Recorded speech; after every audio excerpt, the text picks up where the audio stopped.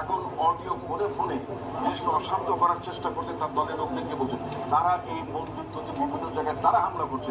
এই বিপন্ন লোকেরা এইগুলোর সাথে মোটেই জড়িত না। ষড়যন্ত্র করছে শেখ হাসিনা, ইতিমধ্যে ষড়যন্ত্রকারী শেখ হাসিনা উস্কানি দিচ্ছেন জনগণকে। সেটার জন্য আমরা সতর্ক থাকার জন্য অনুরোধ করব।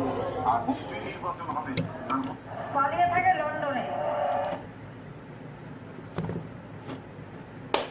বাহ, প্রধানমন্ত্রী সাবেক শেখ হাসিনা, আপনি দেশের বাইরে গিয়েও দেশের বিরুদ্ধে ষড়যন্ত্র করছেন আর বলির পাঠা বানাচ্ছেন হিন্দু ভাইদেরকে, না? যাদেরকে এই বাঙালি মুসলিমরা আগলে রেখেছে তাদেরকে আপনি বলির পাঠা বানাচ্ছেন, না? আপনার দলের লোক দিয়ে।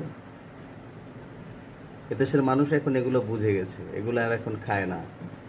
এই রাজনীতি বন্ধ করে ভালো কিছু ভাবেন।